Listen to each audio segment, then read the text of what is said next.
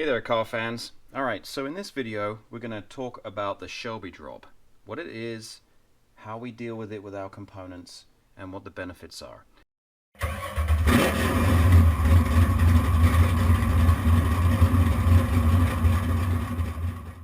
Klaus Arning was a guy, an engineer that worked with Shelby, Carroll Shelby, back in the 60s.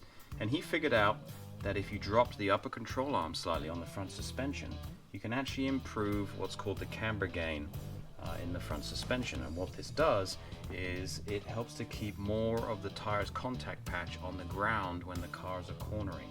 So it became really popular. And of course, because it was to do with Shelby, it became known as the Shelby Drop.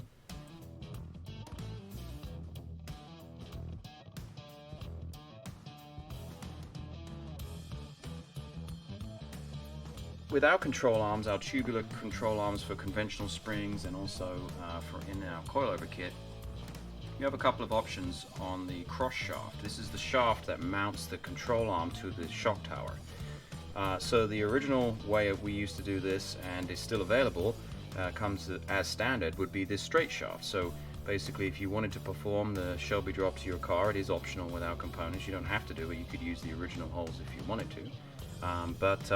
If you drop the holes, you would gain that benefit of that camber gain, more traction, more grip around corners. So the standard control arms would come with this straight shaft and either one of these templates right here. This one is a 65-66 car, this one is for 67-70 cars. So basically what you do is you bolt this template to the original holes. You would mark with a center punch these holes here, take the template off, drill the holes, and mount the standard straight shaft into the lowered holes, and that would get you the Shelby Drop. Now, there's two templates here. It's not only because the spacing is different, actually the geometry is slightly different. On the 65-6 cars, it was 1 inch down and an 1/8 inch back, and that's why these are all laser cut and precisely done that way. The 67-70 cars was just 1 inch down, so that's why there's two. And you would get either one depending on which kit you ordered. But we came up with this really cool shaft about a year ago. It turned out to be super popular.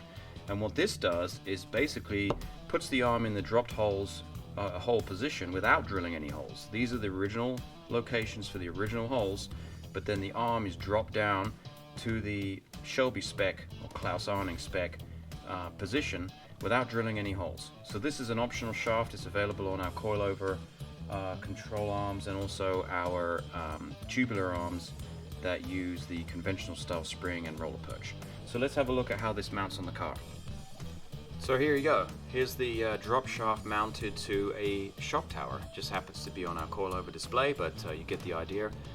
It's real simple. You would get the arm already assembled just like this. You bolt the thing straight into the original holes, bam, you've already got the Shelby specs on the front suspension. You don't need to drill any holes.